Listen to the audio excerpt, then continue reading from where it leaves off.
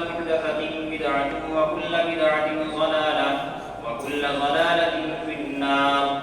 وبه قال حدثنا فضيلة الشيخ المفتي محمد أحمد الله الفلفولي أدام الله بقاءهم وأكرمهم في الدارين. وبه قال حدثنا فضيلة الشيخ مولانا عبد الرشيد السلطانفوري المظاهري أدام الله بقاءهم وأكرمهم في الدارين.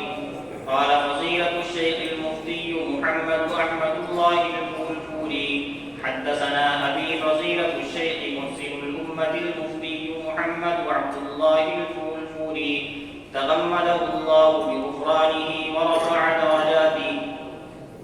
قال الشيخ المفتي محمد عبد الله الفلفولي والشيخ عبد الرشيد السلطانفوري المظاهري حدثنا الشيخ أمير المؤمنين في الحديث في عصره محمد يونس الجوفوري عن الشيخ محمد زكريا المهاجر المدني عن فضيلة الشيخ مولانا خليل أحمد المهاجر المدني وعن فضيلة الشيخ محمد يحيى الكاذبي عن فضيلة الشيخ سيد الفقهاء مولانا رشيد أحمد الجنجوي عن فضيلة الشيخ عبد الغني المجددي عن الشيخ الإمام الحجة الشاه محمد إسحاق الدهلوي ثم المكي عن الشيخ الشاه عبد العزيز المحدث الدهلوي عن الشيخ العارف بالله الشاه ولي الله أحمد بن عبد الرحيم المحدث الدهلوي قال أخبرنا الشيخ أبو طاهر محمد بن إبراهيم الكردي قال أخبرنا مالك بن إبراهيم الكردي قال قرأت على الشيخ أحمد الخشاشي قال أخبرنا الشيخ أحمد بن عبد القدوس أبو المواهب الشنابي قال أخبرنا الشيخ شمس الدين محمد بن أحمد بن محمد الرملي عن الشيخ زكريا بن محمد بن أبي يحيى الأنصاري قال قرأت على الشيخ الحافظ الحجة شهاب الدين أحمد بن علي بن حجر العسقلاني عن الشيخ إبراهيم بن أحمد التنوخي عن الشيخ أبي العباس الحجار بن أبي طالب عن الشيخ سراج الحسين بن المبارك عن الشيخ عبد الأول بن عيسى الهروي عن الشيخ عبد الرحمن مظفر الداودي عن الشيخ عبد الله أحمد السرخسي عن الشيخ أبي عبد الله محمد بن يوسف الفربري عن الإمام الجليل الحافظ الحجة أمير المؤمنين في الحديث أبي عبد الله محمد بن إسماعيل بن إبراهيم بن المغيرة بن بردسبة الجعفي اليماني البخاري رحمه الله تعالى. اللهم انفعنا وارفعنا بعلومه وعلومهم أجمعين آمين. أنه قال: باب قول الله تعالى: ونضع الموازين القسط ليوم القيامة وأن أعمال بني آدم وقولهم توزن. وقال مجاهد: القسطاس العدل بالرومية، ويقال القسط مصدر المقسط وهو العادل، وأما القاسط فهو الجائر. وبه قال حدثنا أحمد بن أشكاب قال حدثنا محمد بن فضيل عن عمارة بن القعقاع عن أبي زرعة عن أبي هريرة رضي الله تعالى عنه وعنهم قال: قال النبي صلى الله عليه وسلم: كلمتان حبيبتان إلى الرحمن خفيفتان على اللسان ثقيلتان في الميزان، سبحان الله وبحمده سبحان الله العظيم.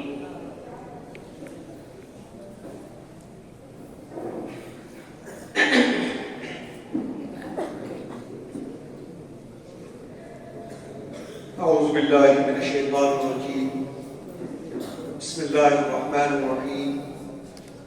الحمد لله رب العالمين، والصلاة والسلام على سيد المرسلين وعلى آله وأزواجه وأصحابه أجمعين.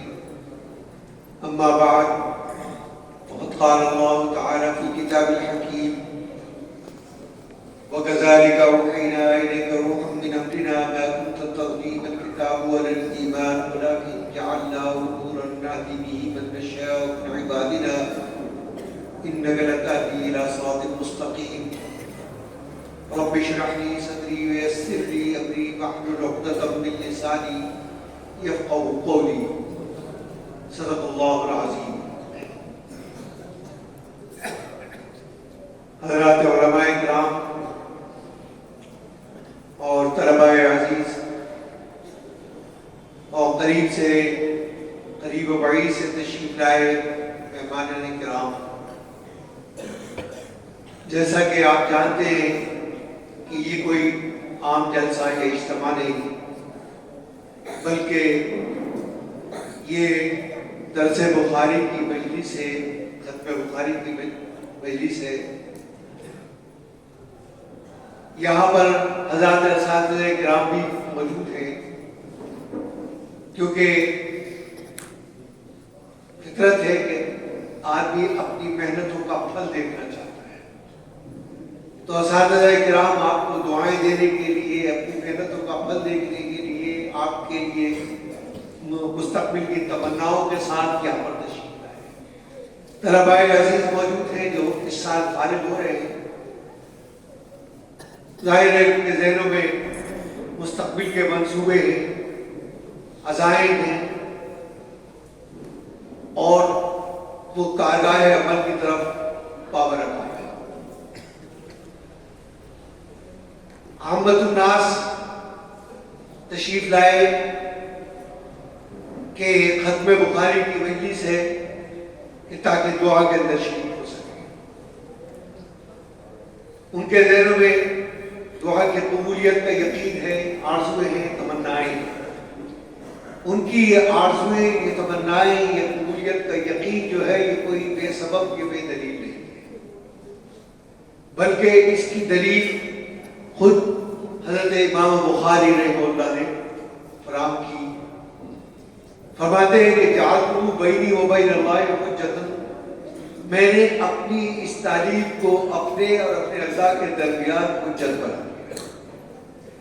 حجت بنانے کے معنی یہ ہے کہ مقدمہ ختم، فائل بند، معاملہ طے. گویا اللہ تعالیٰ سے ایک معاملہ طے ہو گیا. اس کا ایک محاسن کے اندر کچھ علمی محاسن ہے، کچھ فنی محاسن ہے، لیکن اس کا عمومی حسن ایک یہ ہے کہ ختم بخاری کے بعد جو دعا کی جاتی ہے وہ بارگاہ رب ضرور قبول ہوتی ہے.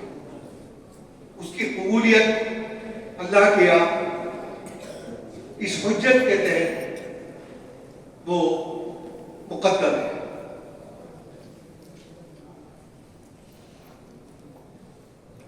کیونکہ پہلے دارالعلوم دیوبند میں دستور تھا کہ جب کوئی آفات آتی تھی، کوئی پریشانیاں آتی تھی، لوگ خطوط لکھا کرتے تھے.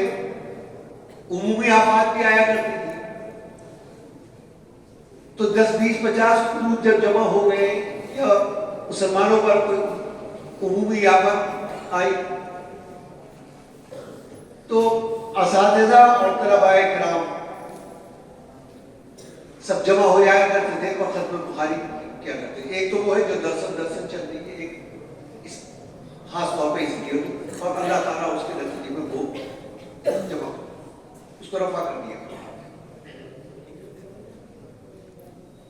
تو ظاہر ہے کہ حجت کے معنی جو ہے وہی، کیونکہ حضرت امام بخاری رحمہ اللہ نے اس کتاب کے اندر تقدیس کے جتنے بھی پہلو، جتنے بھی کوشش، جتنے بھی پہلو ہو سکتے تھے وہ سارے نافی جواب.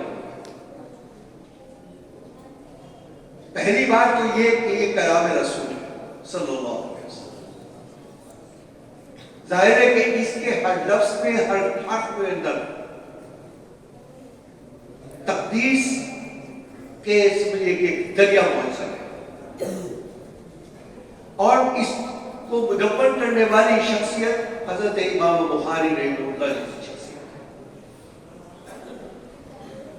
جن کو اللہ نے بڑا عظیم ترین مقام عطا فرمایا. کیونکہ جس اعتراف اور جس توجہ کے ساتھ حضرت امام بخاری رحمہ اللہ نے اپنی اس تعریف کی، تدبیر کی ہے، اس کی مثال ہمیں دوسری بہت سی کیا نہیں ملتی. عجیب و غریب معاملہ تھا.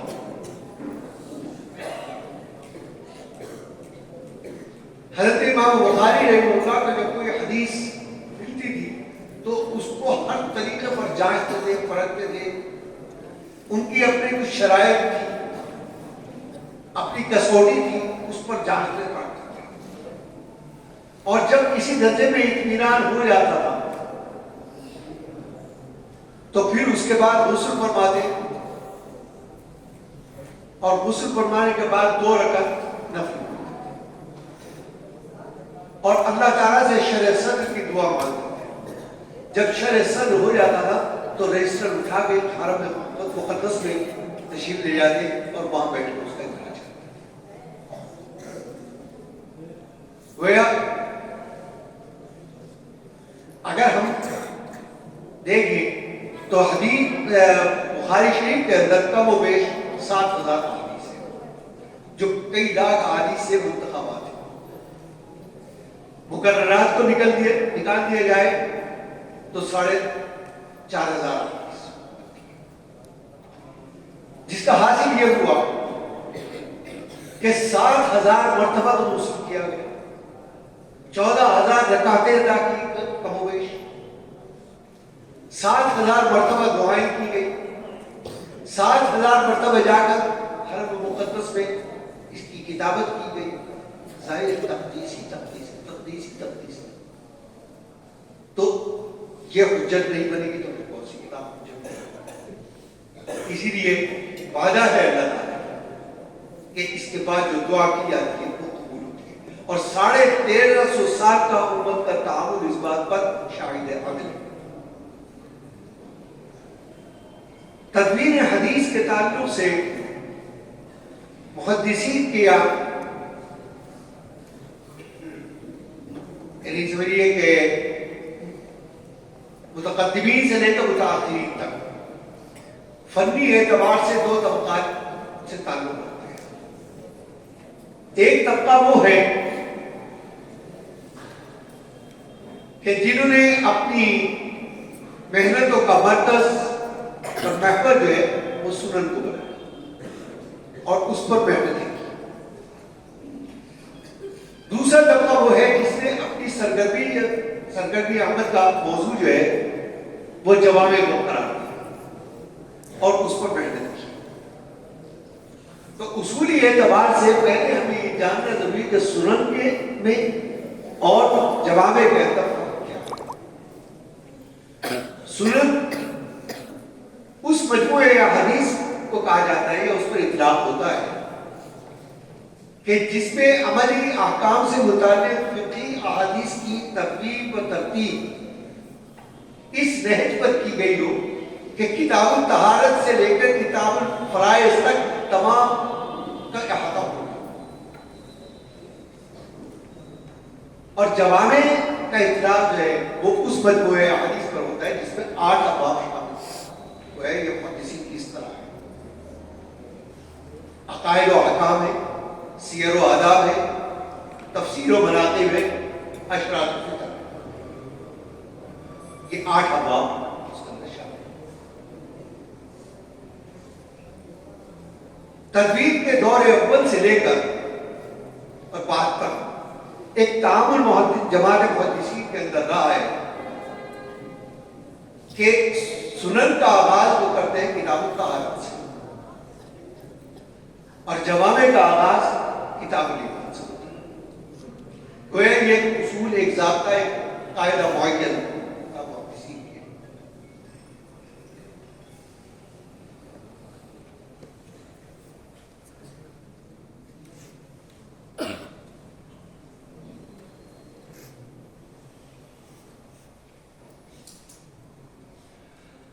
تو گویا ایک طرح سے قاعدہ معین کہ سنن کا آغاز کتاب الطہارت سے اور جوامع کا آغاز کتاب الایمان سے.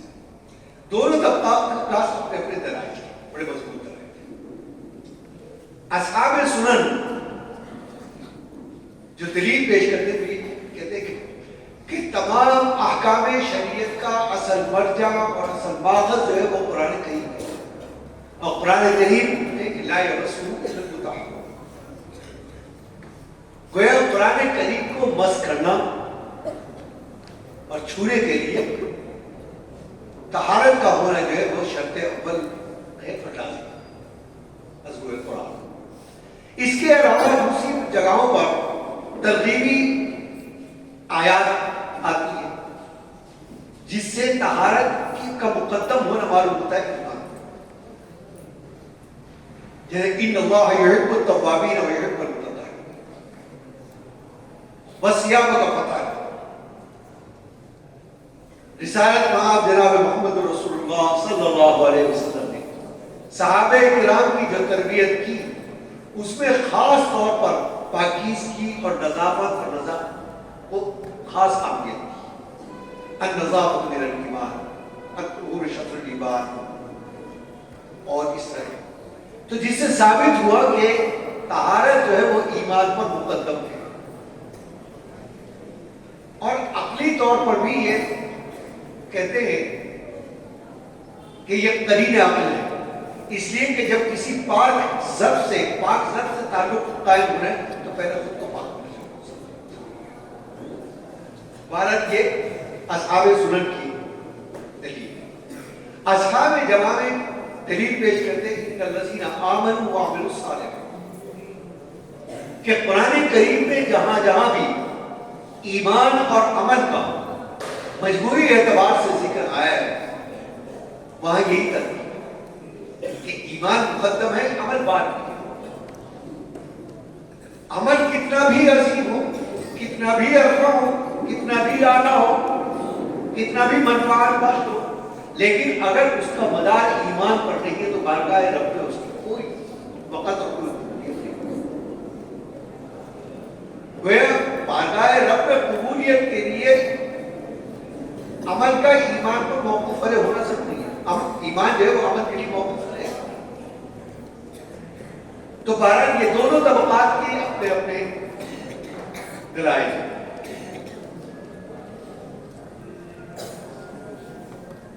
حضرت امام بخاری رحمہ اللہ کو ذات حق جل مجدہ نے ذہانت، ذکاوت، فہم و فراست، شعور، صلاحیت، اہلیت اور لیاقت، بصیرت کہ وہ اعلیٰ ترین اوصاف عطا فرمائے تھے کہ جس کی وجہ سے ان کے امتیازات، ان کے اختصاصات، ان کے تفردات ہیں، اس نے ان کو اس وقت مرتبہ عظمت پر پہنچایا کہ جہاں محدثین کی جماعت میں کوئی نہیں پہنچ سکتا، اور بارگاہ رب سے ان کی تاریخ الجامع الصحیح البخاری کو پر قبولیت کی مہر اصحاب الکتب باب کتاب اللہ کی مہر جو ہے وہ لگا دی گئی قیامت۔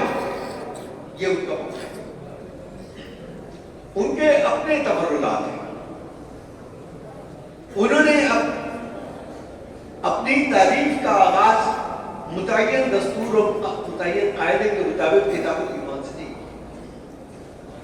بلکہ بدر البحری سے، اور اس کی دلیل جو پیش کی اس کو مستدل کیا سورہ شورى کی آیت نمبر 53 سے، وَكَذَلِكَ أَوْحَيْنَا إِلَيْكَ رُوحًا مِنْ أَمْرِنَا، کہ ہم نے آپ پر وحی کی اپنے امر سے۔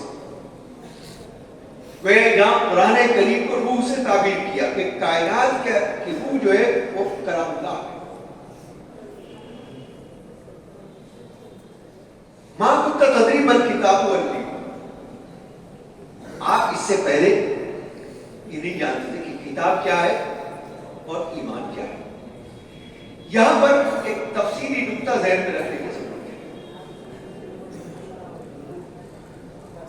کہ یہ جو کہا گیا کہ ما کنت تدری ما الکتاب والایمان، دراصل تخلیق کائنات کے وقت سب سے پہلی تخلیق جو اختار نے فرمائی وہ حقیقت محمد کی، جناب محمد رسول اللہ صلی اللہ علیہ وسلم کی حقیقت کو سب سے پہلے پیدا کیا اور اس کو نور کی شکل کے اندر جس کو فرمایا کہ اول ما خلق اللہ نور، کہ سب سے پہلے نور۔ اگرچہ بعض محدثین نے اس سند میں کلام کیا ہے، لیکن مماثل مفہوم کی وجہ سے حدیث بالمعنی کے طور پر تمام حدیثیں ذکر ہوئی. ظاہر ہے کہ اول ما خلق اللہ نوری، یہاں جو نور کا ذکر ہے وہ کوئی مادی نور نہیں ہے کہ کوئی چاند ستاروں کا نور، بلکہ وہ معنوی نور مراد ہے.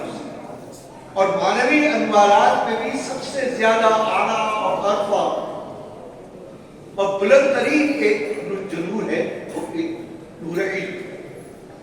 گویا اللہ تعالیٰ نے آپ کی سرشت کو، آپ کی فطرت کو علم کے اندر گون کیا. کیونکہ عام نور جو ہے مادی نور، آپ اس میں راستہ دیکھ سکتے ہیں، الوان دیکھ سکتے ہیں، رنگ دیکھ سکتے ہیں، عمارتیں دیکھ سکتے ہیں، سب کچھ دیکھ سکتے ہیں. لیکن حلال کیا ہے، حرام کیا ہے، مرضی حق کیا ہے، نامرضی حق کیا ہے، جائز کیا ہے، ناجائز کیا ہے، یہ نور علم کی روشنی دکھا ہے. اس کے لیے مادی. تو گویا آپ کو کی سرشت کو علم میں گون دیا گیا. عہد الست میں جب تمام بنی آدم تمام ذریت کو باہر نکالا گیا اور اللہ تعالیٰ نے اپنی ربوبیت کا اقرار کیا الست بربکم، تو سب سے پہلے روح محمد صلی اللہ علیہ وسلم کو ہے بلا بے شک آپ. اس کے بعد تمام بنی نوع انسانی نے اس کی تصدیق کی کہ بے شک آپ. تو آپ کا یہ بلا کہنا، آپ کا یہ جواب دینا، یہ دراصل اسی فطرت کا حصہ، کیونکہ آپ کے سرشت کے اندر وہ چیز ڈال دی گئی تھی. دوسری چیز فرمایا کہ کل مولود یولد علی الفطرۃ فابواہ یحودانہ وینصرانہ ویمجسانہ، کہ ہر پیدا ہونے والی روح، ہر آنے والی روح جو ہے وہ فطرت پر پیدا ہوتی ہے. فطرت سے مراد کیا ہے؟ فطرت اسلام. وہ جو ربوبیت کا اقرار کیا ہے الست میں، اس کے تاثیری آثار دے گئے دنیا کے اندر اور روح آ گئی. پھر والدین اور ارد گرد کا ماحول جو ہے وہ اس کو اسی طرح چلے جاتا. تو جب تمام بنی نوع انسانی کے لیے یہ آپ نے فرمایا، تو آپ کی وہ بدر جب اولا جس کو علم اور ایمان کے اندر کود کے پیدا کیا، تو وہ بدر جب اولا ہے. تو یہاں جو فرمایا کہ ما كنت تدری بل کتاب بل ایمان، تو اس سے ثابت ہوا کہ آپ کی سرشت اول میں اور فطرت میں ایمان اور عمل کلیاتی طور پر خفتہ اور خابیدہ حالت کے اندر پہلے سے موجود تھا. قرآن کریم نے آ کے اس کو آپ کے قلب مبارک کو مشرح کرتے ہیں مفصل. ما كنت تدری بل کتاب، آپ اس میں رسول اللہ صلی اللہ علیہ وسلم سے بات ہوئی. برسا برس تک آپ غار حرا کے اندر غور و فکر کرتے ہیں انسان کی تخلیق پر، کائنات کی. اس وقت تک تو نبوت نہیں ہے، لیکن آپ کا یہ غور و فکر اور آپ کا یہ تدبر اور تفکر اور یہ دراصل اسی سرشت کا حصہ ہے، کیونکہ آپ کی سرشت کو، آپ کی حقیقت کو الگ سے کر رہی ہے. تو ما كنت تدری بل کتاب بل ایمان ولکن جعلناه نورا نهدی به من نشاء، کہ ہم نے اس کو نور بنا دیا قرآن کریم کو، تاکہ اس کی نورانیت میں قومیں ہدایت پائیں. اور تو من نشاء من عبادنا، یہاں سے یہ ثابت ہو گیا کہ ہدایت جو ہے وہ آپ کو فرائض نبوت ڈالیں، اس کا معاملہ جو اللہ تعالیٰ جس کو دوسری گا انک لا تہدی من احببت ولکن اللہ یہدی من یشاء. آپ کا کام تبلیغ ہے، آپ کا کام رسالت کے کار رسالت کو امت تک پہنچانا ہے، امت دعوت تک بھی اور امت اجابت. لیکن جہاں تک ہدایت کا تعلق ہے، ہدایت وہ اللہ نے اپنے ہاتھ میں رکھی. ہدایت آدمی پاتا ہے دو طریقے، تین چیزوں کا ذکر قرآن میں، اگرچہ اپنے سیاق و سباق کے اعتبار سے یہ آیت جو ہے یہ اہل جہنم کہہ رہے ہیں، لیکن اس میں ایک تفصیلی نکتہ بھی، لو كنا نسمع او نعقل ما كنا في اصحاب السعير، اگر ہم سن لیتے یا غور کر لیتے تو دو طریقے ہوتے ہیں، ایک تو وہ یہ کہ آدمی نے سنا، آپ کا بچپن، آپ کا لڑکپن، آپ کی جوانی، آپ کا ایک ایک لمحہ، ایک ایک پل زندگی کا جو ہے سب کے سامنے ہے، آپ دین اور ساجد ہیں، تو ظاہر ہے جب آپ سے جب کوئی بھی بات غلط ثابت نہیں ہے، سارا معاشرہ اس کو دیکھ رہا ہے، تو پھر یہ لوگ گناہ نسل ہو اور نہ، یہ مقام ہے، مقام صدیق کی ہے کہ حضرت ابوبکر صدیق رضی اللہ عنہ کے لیے اتنا کافی تھا کہ یہ بات دہن مبارک سے نکلی ہے، جناب محمد رسول اللہ صلی اللہ علیہ وسلم، بس آمن کو صدق، اس کے بعد کوئی حجت نہیں، کوئی دلیل نہیں، کوئی بحث نہیں، کوئی مباحثہ نہیں، پتھر کی لکیر، یہ ہے مقام صدیق۔ ایک ہے مقام شہادت جس پر حضرت عمر فاروق او نہ کرو، تو دو طریقے ہوتے ہیں، یہ تو سن کر آدمی یقین کرے، یا پھر وہ خود غور و فکر کرے، تدبر کرے تھا۔ فاروق اعظم اس مقام پر ہے کہ 5 سال تک لگاتار وہ غور و فکر کرتے رہے کہ یہ جو ایک ہلچل ہے، ایک آمیزش ہے، ہر گلی میں، ہر محلے میں، ہر مجلس میں یہی تذکرہ ہے، یہی جواب سمجھ میں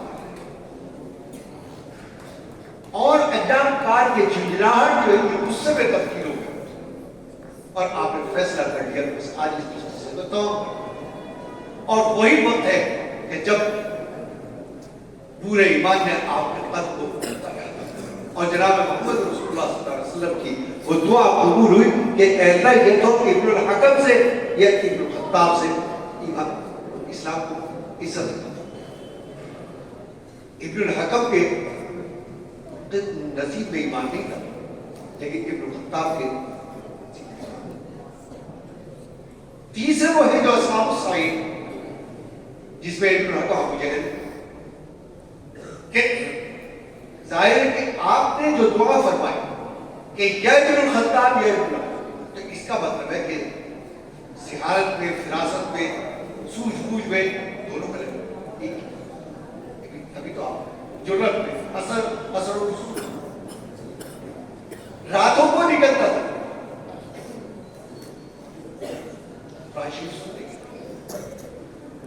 ایک مرتبہ نکلا شیبہ اور ابو سفیان تینوں ٹکرا گئے، تینوں چھپ چھپ کے نکلتے تھے کہ کرام الہی، کیونکہ اس کی تاثیر سے تو انکار نہیں کر سکتے،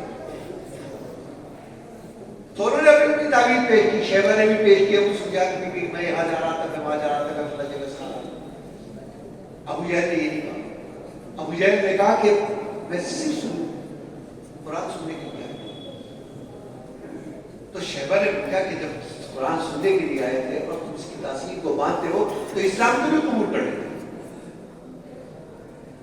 کہا کہ ہم اور محمد بن عبداللہ صلی اللہ علیہ وسلم ہم دائی چچا کی اولاد ہیں، ہم اب بنے اپنے شخص سے ہیں اور بنے اپنے مناف سے، عزت میں، وقت میں، اقتدار میں، یا ہر بزرگ میں، فروغ میں ہمارا جو مستویٰ ہے وہ ایک، لیکن اب نبوت چونکہ عبد مناف کے اولاد کے اندر چلی گئی، جس کا ہمارے پاس کوئی بدل نہیں ہے، اور ہم یہ گوارا نہیں کر سکتے کہ ہمارے چچا کی اولاد، عبد مناف کی اولاد جو ہے وہ ہم پر فائد ہو جائے، مسئلہ ناک کا ہے، یہ تھا وہ کیوں، تو وہ اصحاب الصعید، تو ہدایت جو ہے وہ اللہ نے اپنے ہم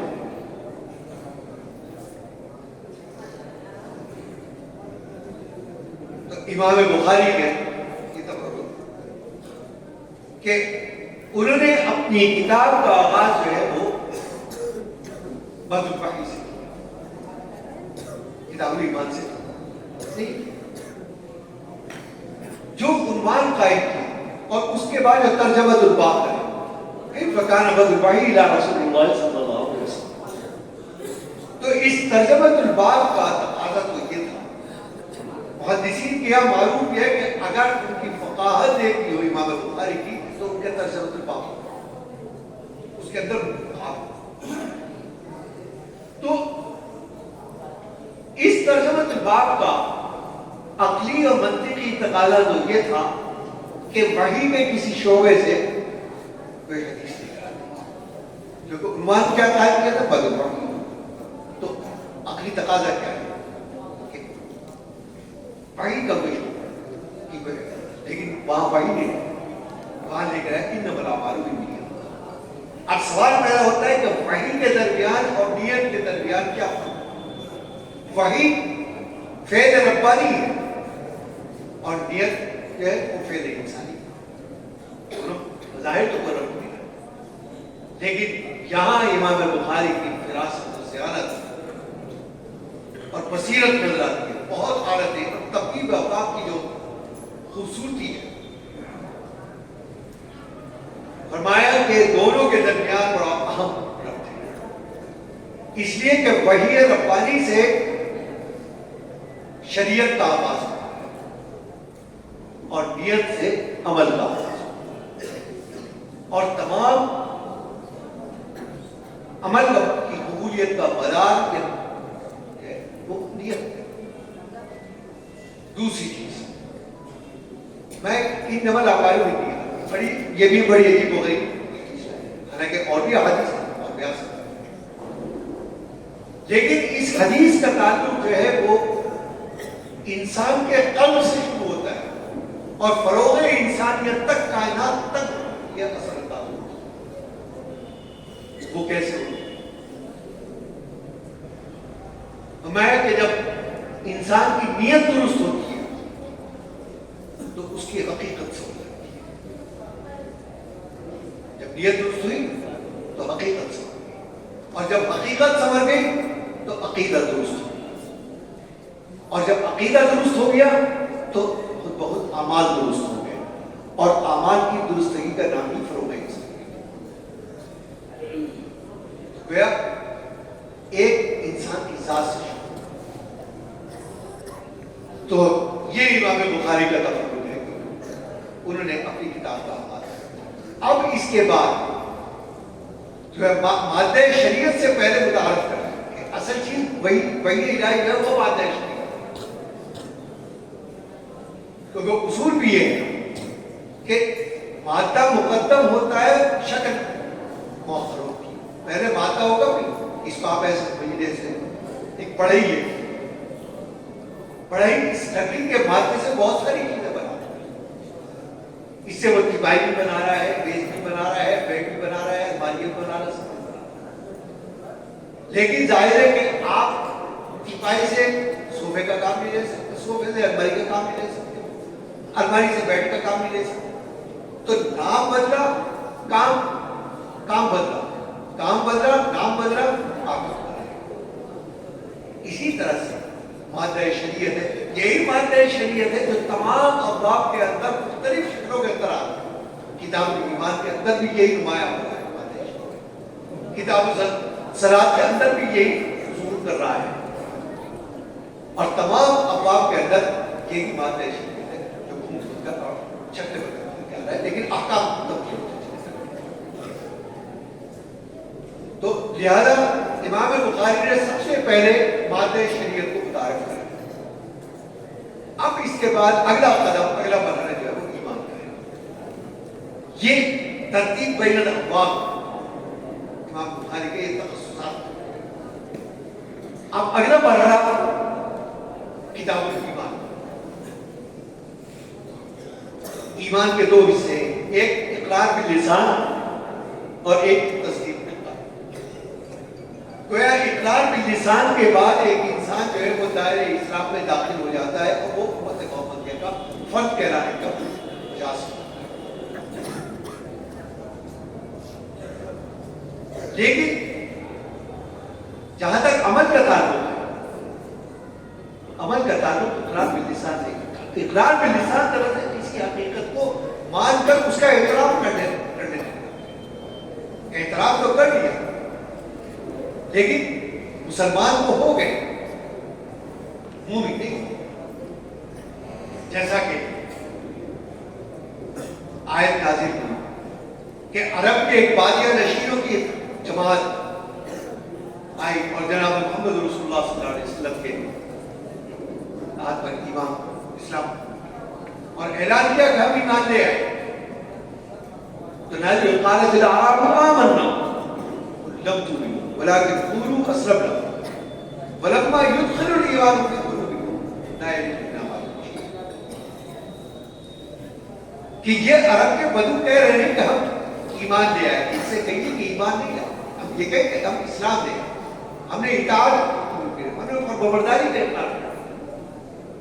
کیونکہ ایمان اسے کہیں گے کہ جب آپ کے قلب کے اندر وہ داخل ہو, قلب کا احاطہ کر اور قلب کے اندر راسخ ہو جائے. کیونکہ جب تک قلب مطمئن ہوگا تو انسان کے اندر عمل کی تحریک پیدا نہیں ہو سکتی, میں اقرار سے پیدا نہیں. اور وہ اقرار معتبر نہیں, وہ اقرار باللسان معتبر نہیں کہ جس کی تاثیر جو ہے وہ قلب تک نہ پہنچتی ہو, اور تصدیق بالقلب وہ معتبر نہیں کہ جس کے آثار جو ہے وہ انسان کے ظاہر پر نمایاں. گویا دونوں ایک دوسرے کے لیے لازمی ہیں. پہلے مرحلے کے اندر انسان مسلمان ہو جائے گا لیکن مومن ہونے کا اقرار جو ہے وہ تصدیق بالقلب ہے. تو مادہ شریعت کے بعد امام بخاری کو سے بات کر ایمان. ظاہر ہے کہ جب ایمان کی حقیقت کو جان لیا, سمجھ لیا, مان لیا, اس پر اقرار بھی کر لیا, اس پر عمل بھی کر لیا, تو ہم پر کچھ ذمہ داریاں ہیں. ان ذمہ داریوں کو اور ان تقاضوں کو سمجھ ظاہر جہل سے نہیں سمجھ, اس کے لیے علم کی ضرورت. علم ہوگا تو سمجھے. اب امام بخاری اگلا باب لے کے آتے ہیں علم کی کتاب العلم, تاکہ ایمان کے تقاضوں کو سمجھا جا سکے. اور علم کی خاصیات میں ایک تلاش, جستجو, حقیقت تک پہنچنا, تحقیق, یہ علم کی خاصیات ہے. جب علم آیا تو لامحالہ قلب کے اندر ایک دائرہ پیدا ہوا کہ ہم کون ہیں, ہم یہاں اس دنیا کے اندر کیوں آئے, ہماری تخلیق کا مقصد کیا ہے. کیونکہ اللہ تعالیٰ نے کسی وقت ربنا ما خلقت هذا باطلا, کہ ایک ذرہ کائنات بھی اللہ نے بغیر سبب کے پیدا نہیں کیا, بے وجہ پیدا نہیں کیا. ہر چیز کی علت موجود ہے, ہر چیز کا سبب موجود ہے. موسیٰ علیہ السلام نے اللہ تعالیٰ نے یہ چھپکلی کو کیوں پیدا کیا,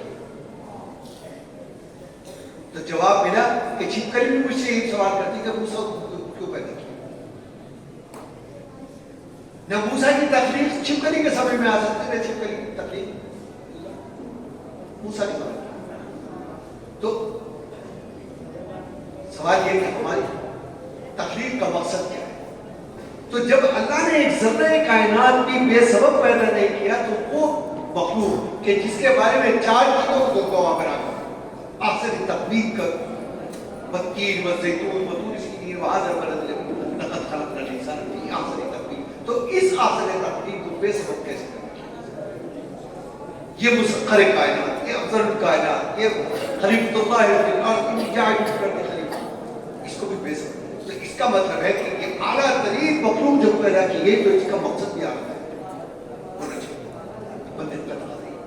تو اس کا جواب اسی مادہ شریعت وما خلقت الجن والانس الا ليعبدون کہ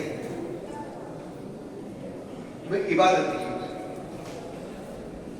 کیونکہ قرآن نے اجمال بیان, مثلا قرآن نے صراط اقیم الصراط, لیکن اس کی تفصیل اور تشریح جو ہے وہ حدیث کر رہی ہے. سلو کما رأیتمونی اصلی, اس طرح پڑھو جیسے مجھے دیکھیں. تو میں تو وما خلقت الجن والانس الا ليعبدون. اب ظاہر ہے اس کی تشریحات یہاں بات ذہن میں رکھنے کی ضرورت ہے کہ 3 تعلقات ہیں. وہ 3 تعلقات اگر انسان کے ذہن میں مستحضر ہو گئے، یاد کر لیے اور اس کو سوچ کر سمجھ کر اپنی زندگیوں میں داخل کر لیا تو اس کا ایمان کامل ہو گیا. اسے اپنے ایمان کو کامل کر دیا. ایک ہے تعلق مع اللہ، دوسرا ہے تعلق مع الخلق، اور تیسرا ہے تعلق مع النفس. تعلق مع اللہ کیا ہے کہ میرے اور اللہ کے درمیان کیا نسبت، کیا تعلق؟ کیونکہ تعلق قائم ہونے کے لیے نسبت کا قائم درمیان میں ہونا چاہیے. کوئی نسبت ہوگی تو تعلق ہوگا. لیکن یہاں تو معاملہ یہ ہے کہ وہ خالق ہے، وہ مخلوق،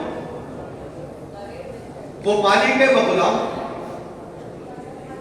وہ معبود ہے، میں عبد ہوں، وہ قائم بذات ہے، میں ہر لمحہ مائل بخنا ہوں، وہ دائم ہے، میں ہر لمحہ تغیر پذیر، میرے ذات کے اندر ہر لمحہ تغیر ہو رہا ہے. کیسے نسبت ہے؟ کیا نسبت خاک رمضان ہے؟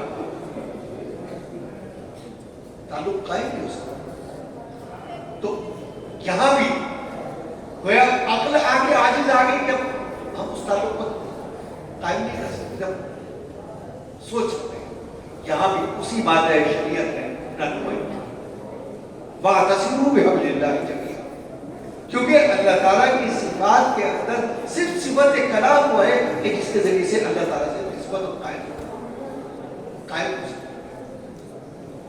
اور اس کے لیے وَاعْتَصِمُوا بِحَبْلِ اللَّهِ جَمِيعًا کہ ہم نے ایک رسی ڈالی قرآن کریم جس کا ایک سرا عرش پہ ہے، دوسرا فرش پہ. اسے پکڑ لو کہ ساری چیزیں روشن ہو جائیں. نمبر 1. نمبر 2 یہ کہ جس طرح سے اللہ تعالیٰ کی ذات میں ابدیت اور ازلیت کی شان ہے، وہ ازلی بھی اور تو اسی طرح سے اس کی صفات میں بھی ازلیت اور تو صفت کلام میں بھی اللہ تعالیٰ نے کوئی ابدیت رکھی کہ قرآن کریم سے جب ربط قائم ہو گیا تو ہم بھی ازلی اپنی ابدی ہمیشہ. اب یہاں پر ایک طالب علمانہ سوال یہ پیدا ہو سکتا ہے کہ قرآن کریم سے چلیے ایک مومن نے رب قائم کر لیا اور اس کو ابدیت حاصل کر، وہ ہمیشہ کے لیے باقی ہوگی. خالدین فیہا قرآن کہ وہ ہمیشہ کے لیے جنت میں چلے گا. جو غیر مومن تو اس کا کیا ہوگا؟ کیونکہ یہ ابدیت، یہ تو معاملہ دنیا کے اندر پیش ہے، قرآن تو دنیا کے اندر نازل ہے. تو اس طالب علمانہ اشکال کا جواب یہ ہے کہ تعلق غیر مومن نے بھی قائم کیا قرآن سے، لیکن اس نے مخالفت نہیں کی اور مومن نے اس کی موافقت کی. اسی لیے مومن کو جو ابدیت ملی وہ ابدیت راحت کے ساتھ ملی کہ جنت میں ابدیت کا، اور غیر مومن کو جو ملی وہ ابدیت بالعلم کہ تکلیفوں کے ساتھ جاتی.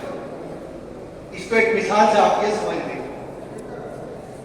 کہ ایک دھوبی گھاٹ پر کپڑا دھوتا ہے، سورج کی روشنی جو ہے وہ دھوبی پر بھی پڑ رہی ہے اور کپڑے بھی پڑ رہی ہے، لیکن اس روشنی سے، اس کی نورانیت سے کپڑا جو ہے وہ سفید ہو رہا ہے اور دھوبی کا بدن جو ہے وہ کالا ہو رہا ہے.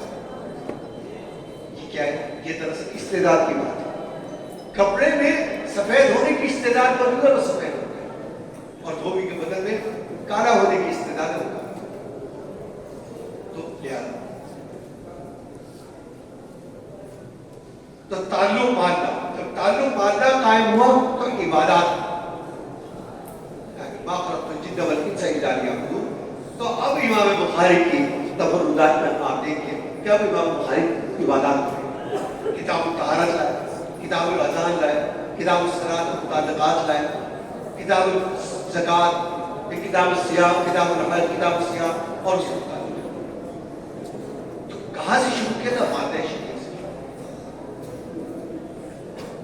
دوسرا ہے تعلق محلہ، تعلق بالخلق،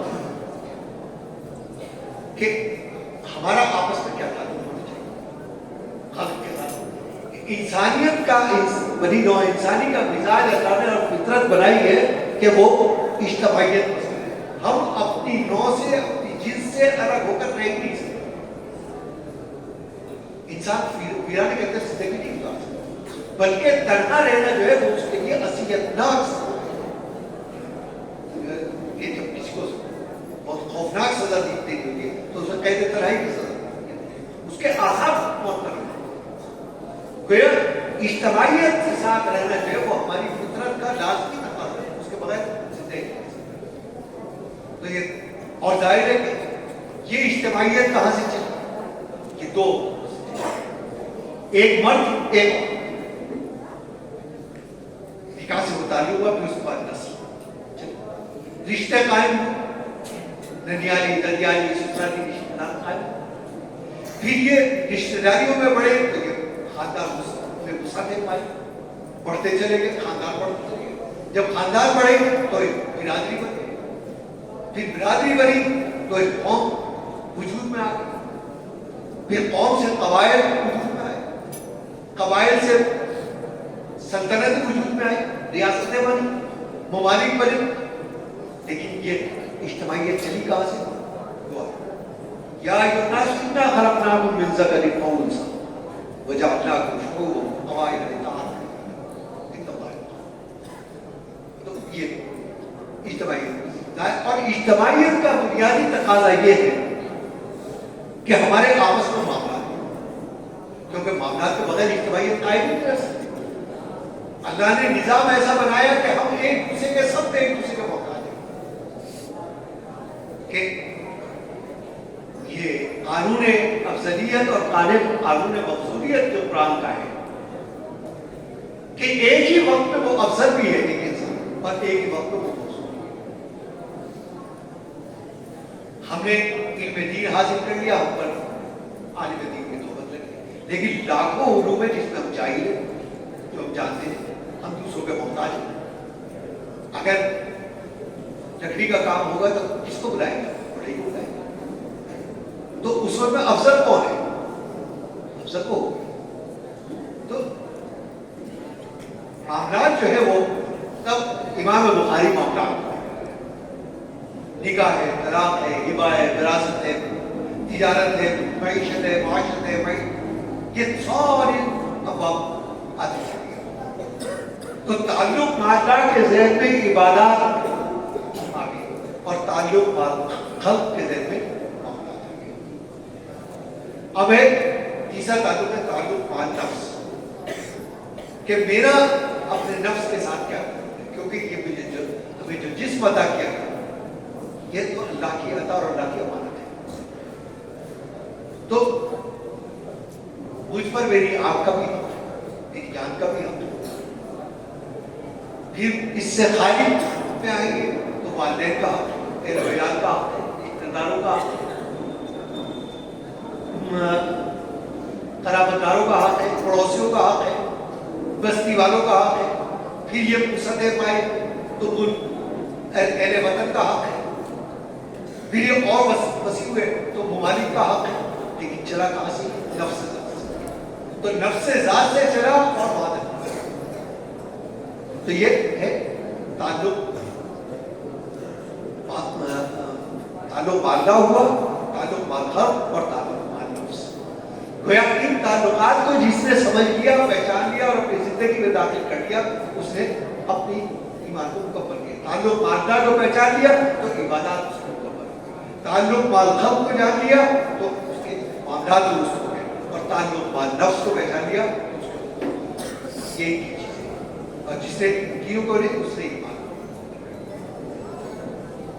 لیکن بات ابھی بھی ہر طرف فتنہ ہے ہر طرف فساد ہے.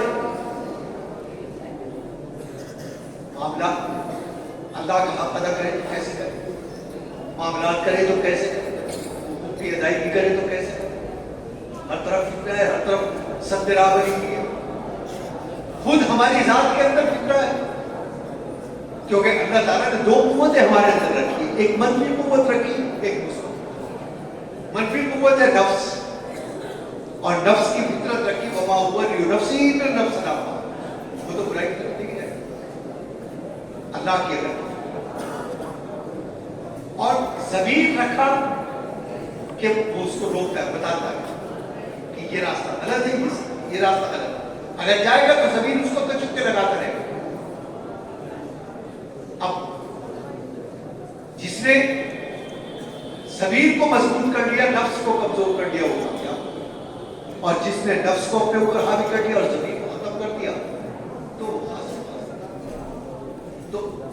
یہ جنگ جو ہے یہ ہمارے اندر سے. اب جب باہر آئی تو طریقہ کار اب جدوجہد. ظاہر ہے کہ کسی بھی چیز کو آپ بغیر جدوجہد نہیں آ سکتے. آپ کو ہر میدان کے اندر محنت کرنا، جدوجہد کرنی، طریقہ. تو وہ جنگ کی جو ہماری ذات سے شروع ہوئی تھی وہ پھیلتے میدان کارزار تک پہنچی. تو امام غزالی اب مغازی کو کہ جدوجہد کیسے کی جائے، مسائل کیسے کی جائے، ان کا حل کیسے تلاش کیا. مغازیہ. لیکن کسی بھی جدوجہد کو کامیاب کرنے کے لیے ہمارے سامنے کسی نظیر کا ہونا ضروری ہے، کوئی مثال ہو کہ ہم اگر اس راستے پہ چلیں گے تو ہمیں ہمارا راستہ یہ ہے. تو اب امام بخاری سیرت مطالعہ کریں گے، سیرت کے ابواب، آپ کے شمائل و فضائل کا بیان، اور آپ کے تراشیدہ ہیرے جو صحابہ کرام ہیں ان کے فضائل و مناقب ہمارے سامنے نظیر آ گئے. یہ راستہ ہے کہاں سے چلے تھے؟ مادر شریف، علم پر آئے، پھر معاملات پر آئے، پھر حقوق پر آئے، پھر مغازی پر آئے، پھر جدوجہد سیرت پر آئے، لیکن ایک بات اپنی رہ گئی. وہ ایک بات یہ رہ گئی کہ انسان کی فطرت کا تقاضا ہے کہ وہ بغیر ثمرے اور بغیر نتیجے کے اس کے اندر تحریک عمل نہیں کرتا. تحریک پیدا ہونے کے لیے اس کے سامنے نتیجہ کوئی نہ کوئی ہونا چاہیے. ایک مزدور صبح سے شام تک کام کرتا ہے تو اس کے اندر جو صبح سے شام تک قوت تحریک ہے وہ اس وجہ سے ہے کہ اسے یقین ہے کہ شام کو اس کو حق پر محنت مل جائے. اگر آپ اس کو 100 روپے دے رہے ہیں اور آپ اسے یہ کہیں کہ یہ کام تم نے اگر کر دیا تو میں تجھے 200 روپے دوں گا، تو تحریک کا وقت بہت بڑھ جائے گی کیونکہ نتیجے میں اضافہ ہوگا. یہ جو ہم مادہ شریعت سے چلے گئے اور تمام حقوق اور محنتوں سے گزرتے ہوئے آ رہے ہیں، عبادات کی ہے، حقوق کی ہے، معاملات کی ہے، سبھی کچھ ہے، اس کا نتیجہ کیا ہے؟ جب تک نتیجہ ہمارے سامنے نہیں ہوگا تو ہم میں تحریک عمل پیدا کیسے ہوگا؟ تو اب نتیجہ دو طریقے. ایک تو نتیجہ وہ ہے کہ جو ہم اپنی عقل سے اور اپنی سمجھ سے، لیکن مسئلہ یہ ہے کہ ہم محدود، ہماری عقل محدود، ہمارا وقت محدود، ہماری زندگی محدود. ہم اگر کوئی نتیجہ سوچیں گے تو اسی محدود دائرے کے اندر سوچ سکتے، اس دائرے سے باہر نہیں سوچ سکتے. لیکن سوال یہ کہ جو ہم نے نتیجہ سوچا وہ اپنی زندگی میں سوچا، یہ زندگی ختم، نتیجہ ختم، اور اگلی جو زندگی جو دائمی زندگی ہے، قرآن دائمی زندگی کا، وہاں ہم پھر خالی ہے کوئی نتیجہ نہیں. کہ محنت تو ہم نے سمجھیے کہ بچپن سے شروع کی، اور نتیجہ وہ کہ جو سانس کے ساتھ جہاں بھی ہماری مادہ شریف. اب یہاں پر امام بخاری نے نتیجہ کیا ہے وہ حدیث کہ جو حبیب آپ نے کلمتان حبیبتان الی الرحمن خفیفتان علی اللسان ثقیلتان فی المیزان سبحان اللہ وبحمدہ سبحان اللہ. یہ نتیجہ ہے. گویا دنیا سے لے کر چلے اور آخرت تک انگلی پکڑ کے آپ کو پہنچے. نتیجہ دائمی نتیجہ کلمتان حبیبتان.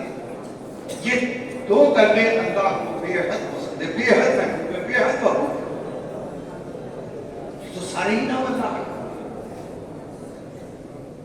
سارے ہی بابرکت ہے. لیکن ان میں کیا خصوصیت ہے کہ اللہ نے کہا کہ یہ مجھے سب سے زیادہ محبوب ہے، سب سے زیادہ. دراصل اس کی خصوصیت یہ ہے کہ اس میں الوہیت کے 4 مقامات کا ذکر ہے جو اللہ نے کیا. اس میں ہم اس کو پہلے ٹکڑوں میں سمجھتے ہیں. خفیف بدانی الگ لسان کہ زبان پر اتنا ہلکا اور اتنے آسان کہ اگر توجہ سے ایک مرتبہ سنتے سبحان اللہ سبحان اللہ تو یاد رکھیں. اور اس کی وجہ کیا ہے کہ پہلی بات ہے کہ لسان عربی مبین یہ عربی زبان میں اور عربی زبان نہایت سہل نہایت آسان نہایت نہ زبان کو ایڈنا پڑ رہا ہے نہ موڑنا پڑ رہا ہے. بڑی دوسری کیونکہ عربی زبان کے اندر اللہ نے ایسی کچھ خصوصیات رکھی ہے جو دنیا کی کسی زبان نہیں. دنیا کی کوئی زبان ایسی نہیں ہے کہ جو اللہ تعالیٰ کے معجزات کا تحمل کر سکے. یہ خصوصیت حاصل ہے صرف عربی زبان کو حاصل ہے کہ ایک 8 7 8 9 سال کا بچہ جو ہے وہ 700 750 سبھی کتاب کو اس طرح سے پڑھ یاد کر لے گا کہ وہ مشرق کا رہنے والا ہو, مغرب کا ہو, جنوب کا ہو, شمال کا ہو, کسی بھی تہذیب کسی بھی تمدن کسی بھی پس منظر سے تعلق رکھنا ہو, لیکن جب قرآن پڑھے گا تو زبر زیر کا یہ ہے عربی زبان. پھر بڑا وسیع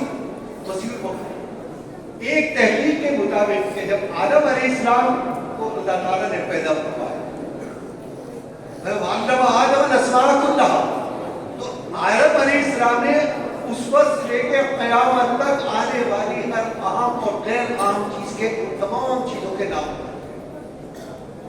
اور تحقیق کا پہلو اس کے اندر یہ ہے کہ حضرت آدم نے جو نام بتائے وہ مختلف اسلوب میں مختلف لہجوں میں مختلف طریقوں سے مختلف انداز سے اس کو بیان کیا, اور ہر لہجے سے ہر انداز سے ہر اسلوب سے اللہ نے نئی زبان بتائی جس کو اللہ نے آیات اللہ سے تعبیر کی حسرت کو والوان کو متفق. تو اس لحاظ سے عربی زبان جو ہے وہ ام اللغات ہے کیونکہ قرآن کی زبان ہے, اللہ کی زبان ہے, جنت کی زبان ہے, قرآن نازل ہوا ہے, تو ام اللغات ہے. تو تمام لغات جو ہے وہ کہاں سے نکلی ہے؟ عربی زبان سے. یہ پھر کب بڑی وسیع متضاد رکھنے والی زبان, یہ خصوصیت کسی زبان ہے کہ ایک ہی لفظ کے 2 معنی. سیاق و زبان کے اعتبار سے وہ معنی بدل جائے. علامہ شہاب الدین قسطلانی نے ایک بڑا عجیب و غریب واقعہ فرماتے ہیں کہ حضرت سعید بن جبیر رضی اللہ جو تابعین کے اندر بہت عظیم الشان تابعین صف اول سے تعلق, اور حضرت ابو ہریرہ رضی اللہ عنہ اور جرأت اظہار حق یہ اتنی کہ جان کی پرواہ نہیں ہوتی, جو بات کہہ دی ہے جو حق ہے وہ حق ہے اس کو کہہ دینا ہے. حجاج بن یوسف کا زمانہ ہے, آپ اس ظالم اور جابر کی حکمرانی میں حق بات کہنا گویا موت کے منہ سر دینے کو اتر ہے. ان کے شاگرد اور ان کے خیر بھائی ماں وہ منع کرتے تھے کہ حضرت آپ ذرا سا لب و لہجہ ہلکا کیجیے جاج کے بارے میں, کیونکہ اس نے ہزاروں کو کا خون کر دیا, اس نے صحابہ کو نہیں چھوڑا. آپ سے جو فیض جاری ہے وہ فیض بند ہو جائے, لیکن ان کی طبیعت تھی اور وہی ہوا جس کا ڈر تھا کہ گرفتار کر اور حجاج کے سامنے پیش کیا. سارا دربار لگا ہوا ہے اور یہ زنجیروں میں جکڑے ہوئے. صحیح فرمایا کہ مارا ہے کہانی, حجاج نے سوال مارا ہے کہانی, تمہاری میرے بارے میں رائے کیا ہے؟ آپ سنیے کیا ہے. انہوں نے کہا کہ انت عادل وانت قاسم, انت قاسم انت عادل. اور قسط و عدل کے معنی ہے عدالت, انصاف کرنا, انصاف مساوات برتنا. دربار میں بیٹھے لوگوں کو حیرت ہوئی کہ باہر بھی یہ سب کچھ کہتے ہیں, لیکن موت کا خوف جو ہے وہ اچھے کو سعید بن جبیر بھی موت کا خوف تھا اسی لیے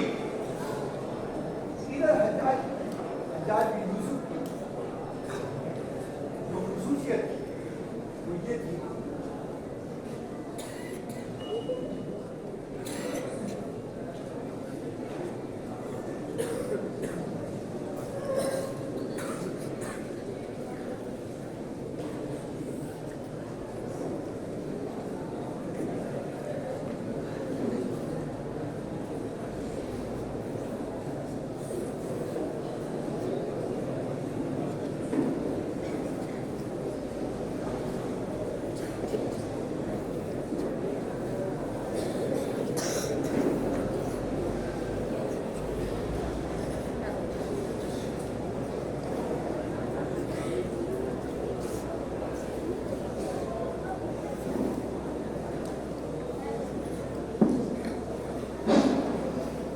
ادھر حجاج بن یوسف کو دو بڑی خوبیاں تھی.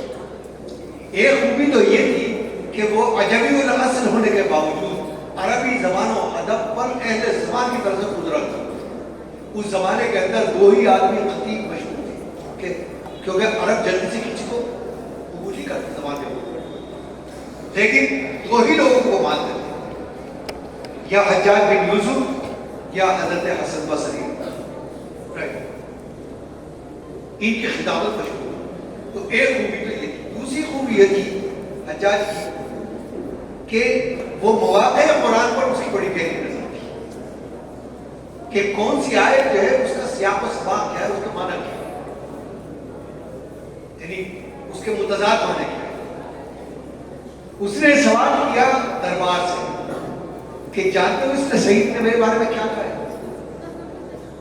کہا کہ حضور آپ کی تو تعریف کی ہے. اس نے کہا کہ آپ عادل ہیں, آپ عدالت پسند ہیں, انصاف پسند ہے. کہا نہیں, غلط. اس نے کہا ہے کہ تم جہنمی ہو, دوزخی ہو, کافر ہو. اس نے کہا انت قاسط ہو. وہاں اس کی مراد رکھی ہوئی تھی بل قاسطون افکار جہنم. کہاں گئی نظر اس کی مواقع قرآن پر, کیوں کہ وہاں بل قاسطون فکار جہنم کہ ظالم لوگ ہمیں یقین جہنم میں جائیں. اور اس نے کہا انت عادل. وہاں اس نے ثم الذین کفروا بربہم یعدلون. تو اس نے مجھے جہنمی بھی قرار دیا, ظالم بھی قرار دیا, اور کافر بھی قرار دیا.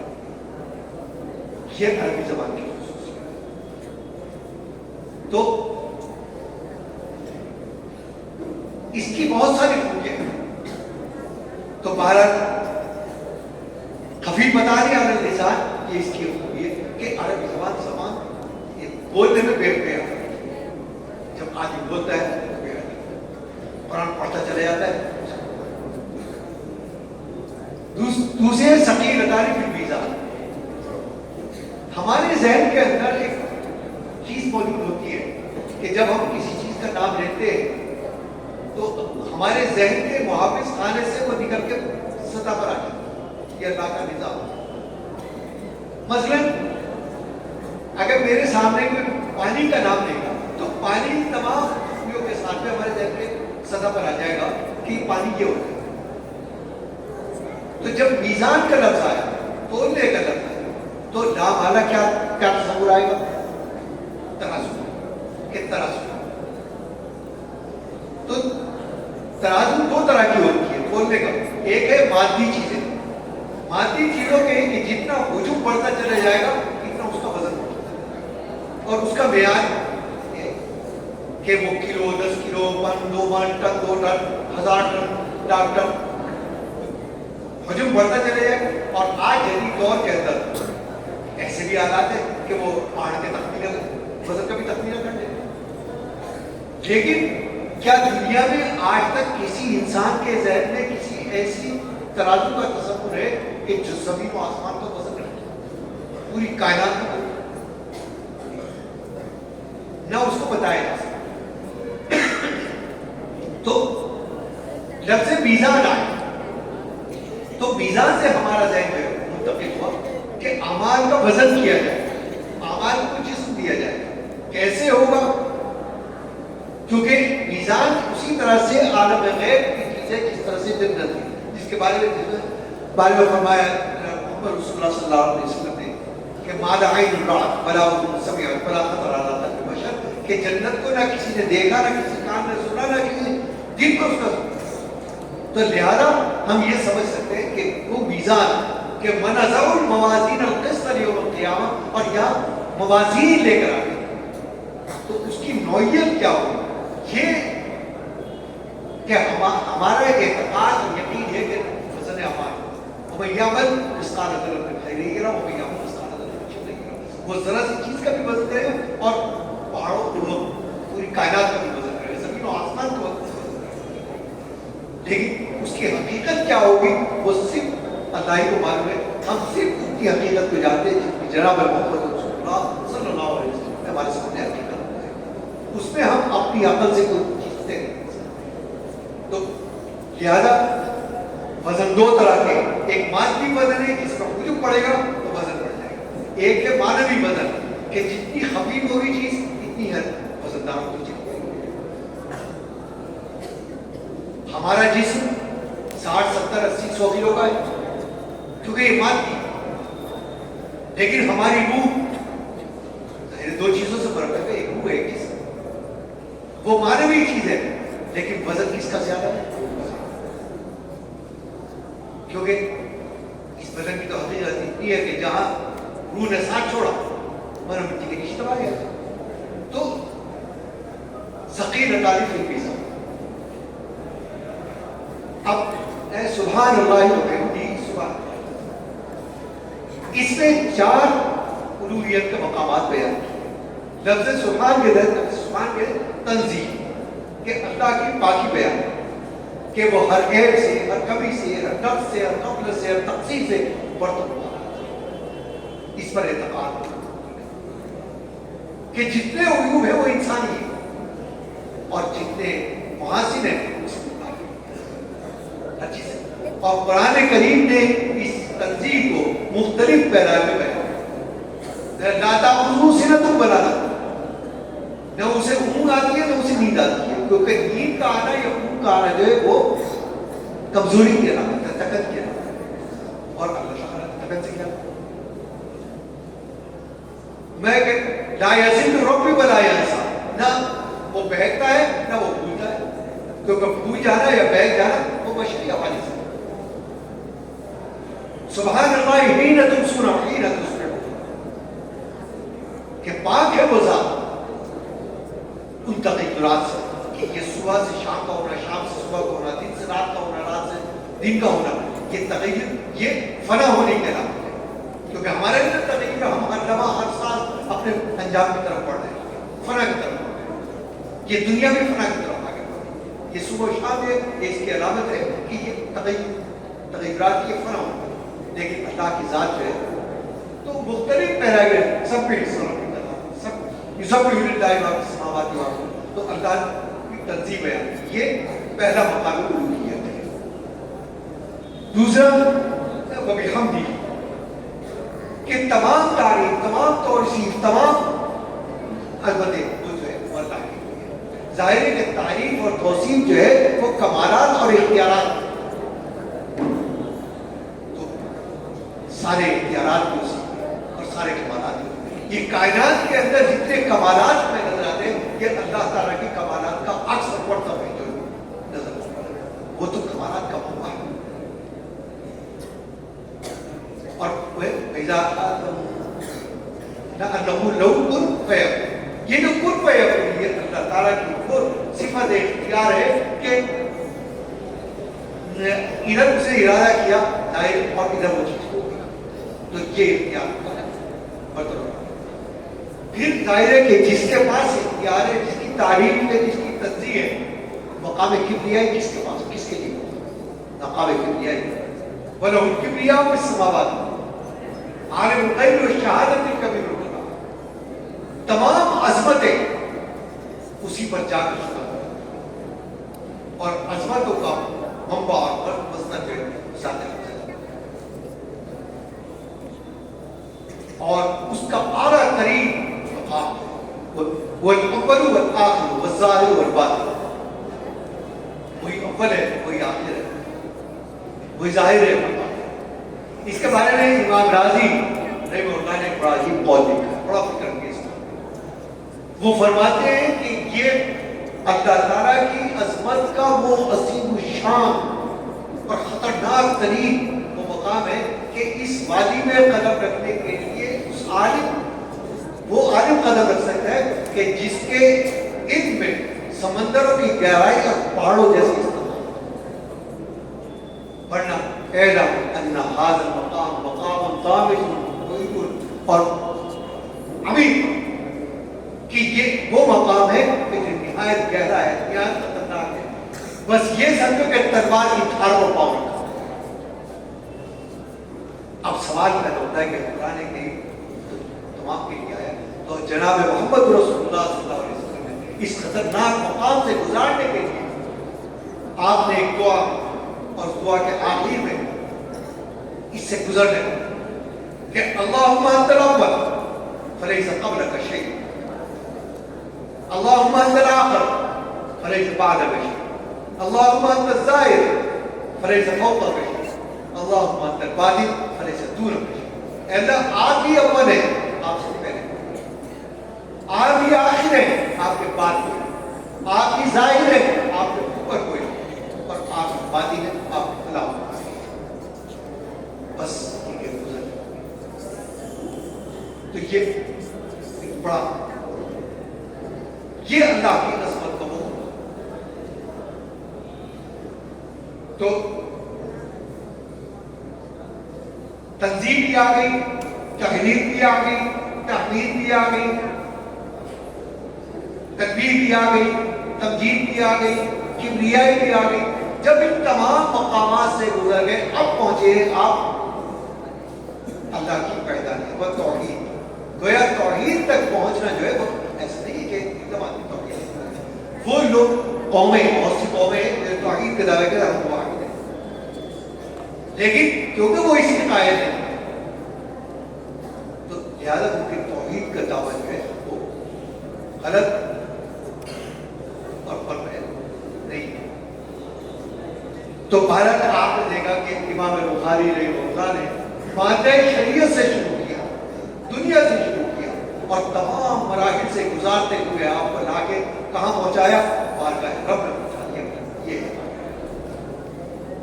یہ امام بخاری کا تفریح. آخر میں بات ختم کرنے سے ایک دو باتیں میں سرد سے بتا دوں. فن اسماء و رجال جسے فن روات بھی کہا جاتا ہے, یہ تاریخ انسانی کا سب سے عجیب و غریب فن, ایسا منفرد اور بے نظیر علم ہے کہ پوری بنی نوع انسان کی تاریخ اس کا بدل اور اس کی مثال پیش کرنے سے حاصل ہے.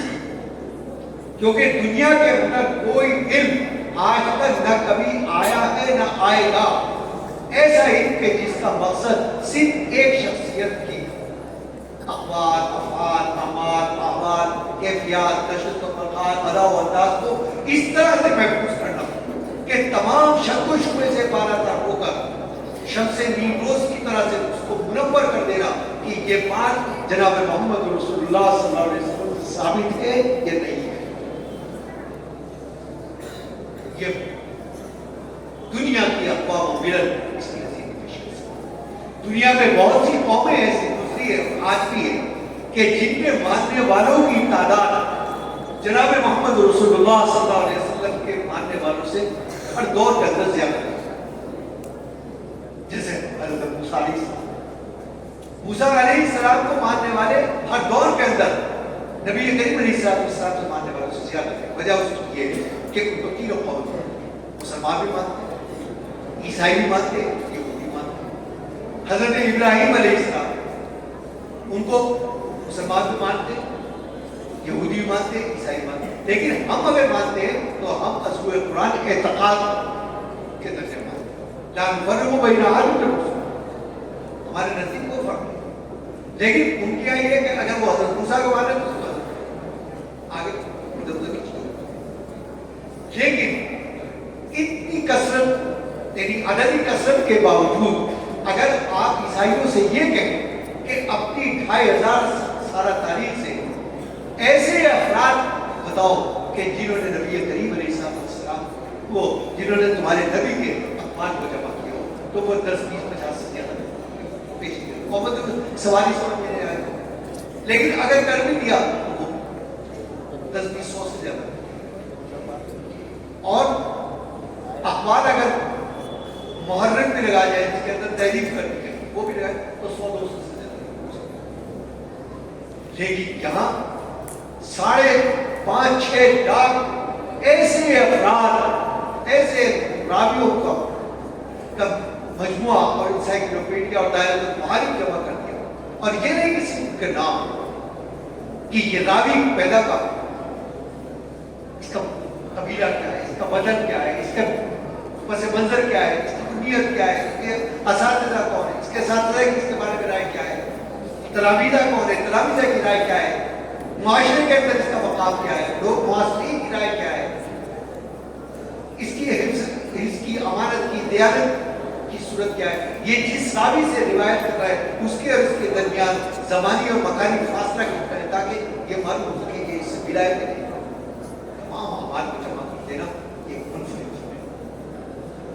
حضرت سفیان ثوری رحمہ اللہ جو تبع تابعین میں بڑے جلیل قدر تبع تابعین جن کو یحییٰ بن معین نے امیر المومنین کا حدیث کا کتاب، وہ کہتے ہیں یہ وجہ کہ فن روایت کی بنیاد ہے کہ جب جناب محمد رسول اللہ صلی اللہ علیہ وسلم کی وفات ہوئی اور آپ کی وفات میں وقت گزر گیا، صحابہ بھی رخصت ہو گئے، ان کی اولاد ایک تابعین کی صورت کے سامنے آئی اور پھر وہ بھی رخصت ہو گئے، احفاد اور احفاد الاحفاد کا دور شروع ہو گیا، تو فاصلہ ہو گیا جناب محمد رسول اللہ صلی اللہ علیہ وسلم، تو دیانت اور امانت کا وہ تک معیار کی جو صحابہ کرام ملا اس میں کچھ کمی ہے، تو تب ہم نے تاریخ کا ہتھیار استعمال کیا۔ مثلا ایک راوی آیا، اس نے کہا کہ جناب محمد رسول اللہ صلی اللہ علیہ وسلم نے یہ حدیث کہا، تو ہم نے اس سے پوچھا کہ تم نے یہ حدیث کس سے سنی، کہ فلاں تابعی سے، کس سن میں سنی، کہ سن 108 ہجری میں سنی، کہاں سنی، کہ آرمینیا میں سنی۔ آرمینیا میں یہ تابعی کیا کر رہے تھے کہ یہ معرکے کے سلسلے میں وہاں گئے تھے، کہا کہ تم یہ تو جھوٹ بول رہے ہو، یہ تمہیں التباس و شک ہو، یا تو تم دانش سے جھوٹ بول رہے ہو۔ پہلی چیز یہ کہ ان تابعی کا انتقال جو ہے وہ سن 104 ہجری کے بعد۔ دوسری چیز یہ کہ آرمینیا گئے نہیں، یہ روم کے بعد چلے گئے، اور روم میں اور آرمینیا کے اندر تقریباً 1.5 مہینے کی مسافت کا فاصلہ، یہ تو اس طرح سے ہی فاصلہ، تو یہ جناب محمد رسول اللہ صلی اللہ علیہ وسلم کی حدیث کے گرد ایک ایسا مضبوط ترین انسان پیدا کر دیا گیا کہ اگر کوئی اس کے اندر مداخلت کرے گا تو، اور وہ ایسی کسوٹیاں بنا دی کہ اس کسوٹی پر کہ دودھ کا دودھ اور پانی کا پانی، یہ کسی کا اور بہت بڑا حصہ ہے۔ آج یہ بات جو وہاں سے چلی تھی جناب محمد رسول اللہ صلی اللہ علیہ وسلم، آج وہ آپ تک پہنچی، اور پھر یہی نہیں کہ صرف متون کی حفاظت بلکہ معمولی اور غیر معمولی ہر ایک چیز کی حفاظت، یہ عشق نبی کا وہ درجہ ہے کہ ہم وبا کے دور بلا خوف تردید یہ کہہ سکتے ہیں کہ ہم جیسا عشق اپنے نبی سے کرنے والی کوئی امت سوئے زمین پر نہ پیدا ہوئی نہ پیدا۔ حضرت حکیم الاسلام مولانا عالم صاحب نمبر 1 تو فرماتے ہیں کہ ہم نے مشکات جو ہے وہ اپنے والد حضرت مولانا محمد احمد صاحب نمبر 1 جب حدیث نوحہ پر پہنچے تو اس کا پس منظر انہوں نے حضرت استاد نے بیان کیا کہ اس زمانے کے اندر زمانے جاہلیت میں ایک دستور تھا کہ جو آدمی بڑے ہوتے تھے پیسہ ہوتے تھے معاشرے کے اندر کا مقام ہوتا وہ وصیت کرنے جاتے تھے کہ میرے مرنے کے بعد مجھے اتنے دن تک روئے، اور وہ حسب حیثیت ہوتا تھا، کسی نے مہینہ، کسی نے سال، کسی نے 6 مہینے، جو جتنا بڑا آدمی ہے۔ اب ظاہر ہے کہ مہینے 6 مہینے کس کی آنکھ میں اتنے راز رکھے، اس کے لیے مخصوص قسم کی عورتیں ہوتی تھی معاشرے کے اندر جن کا کام یہ تھا کہ ادھر انہوں نے ارادہ کیا اور ادھر مجھے پٹا اور ویسے بھی عورتوں کو تو مہارت حاصل ہوتی ہے. انہوں نے ادھر ارادہ کیا, ادھر آنسو نکلنے شروع ہو جاتے. تو وہ عورتیں ہوا کرتی تھیں. طریقہ کار یہ ہوتا تھا کہ حسب وصیت 5, 10, 15, 20 جتنی بھی عورتوں کی لکھا ہوگا وہ ساری بلا لی جاتی تھی اور اس گھر کے اندر پڑھنے والے کے یہاں رہا کرتی. اب کھا رہی, پی رہی, رہ رہی, سہ رہی, بول رہی, ہنس رہی, بول رہی, سب کام کر رہی. اور جہاں انہوں نے دیکھا کہ کوئی تعزیت کرنے والا آ گیا ہے, کوئی مہمان آ گئے, تو وہ ساری سر جوڑ کے بیٹھ گئی. اور اس کے بعد مرنے والے کی محاسن بیان کی. وہ تو پہاڑ تھا, وہ تو سمندر تھا, وہ تو بھیڑیا تھا, وہ تو شیر تھا, وہ تو پلا تھا, اور اس کے محاسن بیان کر کے را را را را را را کر کے رونا شروع. تو حضرت اکبر صاحب اور باتیں ہیں کہ ہمارے ذہن میں یہ خیال پیدا ہوگا کہ جب ساری کیفیت بیان کر دیتی تو اسے رونے کی آواز نکالنے کی ضرورت ہے. یہ را را را را آدمی کسی نہ کسی تو حضرت استاد فرمایا کہ میں سمجھ رہا ہوں کہ تمہارے ذہن میں کیا چیز. یہی بات اس وقت ہمارے ذہن میں آئی کہ ہم نے یہ حدیث حضرت مولانا رشید احمد کا کوئی نہیں بولنا سکتا. اور تو حضرت نے ہمیں بتایا کہ یہی بات ہمارے ذہن میں اس وقت آئی جب یہ حدیث ہم نے حضرت شاہ عبد الغنی مجددی نہیں بولنا سکتا. حضرت شاہ مجددی باتیں کہ جب یہ حدیث ہم نے پڑھی تو اسی طرح سے آواز حضرت شاہ محمد اسحاق صاحب نے نکالی. حضرت شاہ اسحاق صاحب بلاتے حضرت شاہ عبد العزیز نے یہی آواز نکالی. حضرت شاہ عبد العزیز کہتے ہیں کہ حضرت شاہ ولی اللہ نے اسی طرح سے آواز نکالی. پھر شیخ طاہر البدری سے یہ را را را را را کی سرج یہ بھی متصل ہو گئی جناب محمد رسول اللہ صلی اللہ علیہ وسلم. تو یہی نہیں کسی بتوں کی بلکہ ایک ادا کی یہ. اور یہ سند کی سند جو ہے یہ آپ کے علم کو معتبر ہے. بہت سے لوگ ہیں کہ جو اپنی قوت مطالعہ سے بہت اچھا بیان کر سکتے ہیں, لیکن جب مسئلہ پوچھنے کی بات آئے گی, جب فتویٰ پوچھنے کی بات تو لوگ آپ کے پاس آئے گے, ان کے پاس آئے جو کہ آپ کے پاس مستند ہے جو سند متصل کے ساتھ جناب آپ کو اپنے ساتھ. مجھے اپنے 8 طریقوں پر اجازت ہے حدیث. پہلی حدیث جس میں 2-3 بتا دیتا ہوں کہ حضرت مولانا شریف الحسن صاحب دیوبندی نبر اللہ سے مجھے اجازت حاصل ہے, جو شاگرد ہیں شیخ الاسلام مولانا حسین مدنی نبر اللہ وہ انہوں نے ذات میں تلفظ طے کیا حضرت مولانا محمود حسن صاحب دیوبندی شیخ رحمہ اللہ سے. وہ شاگرد ہیں والی دارالعلوم دیوبند حجت الاسلام حضرت امام مولانا محمد قاسم نانوتوی نبر اللہ. وہ شاگرد ہیں حضرت شاہ عبد الغنی مجددی. وہ شاگرد ہیں حضرت شاہ محمد اسحاق سے.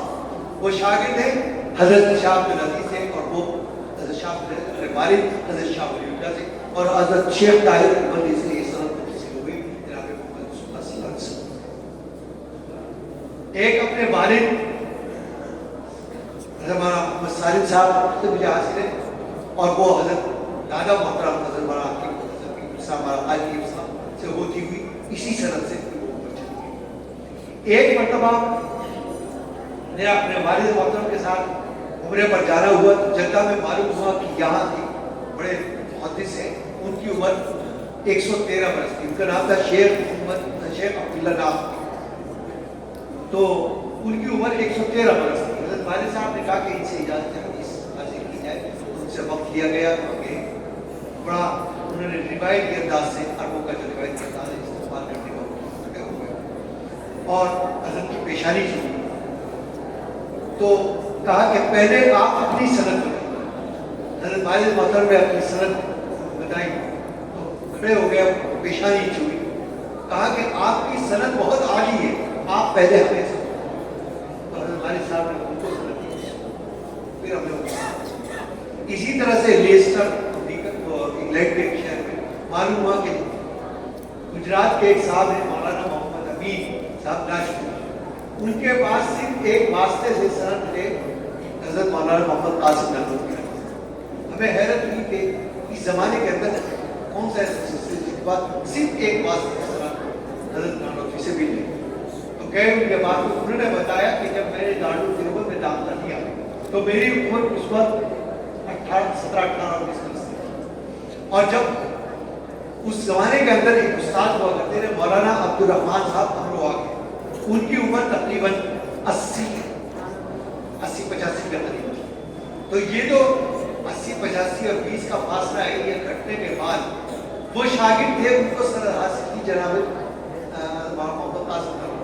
تو مولانا محمد امین صاحب نے ان سے سند کی اور ایک واسطے سے اس طرح سے وہ سند مل گئی، ان سے بھی ہمیں سند حاصل ہے.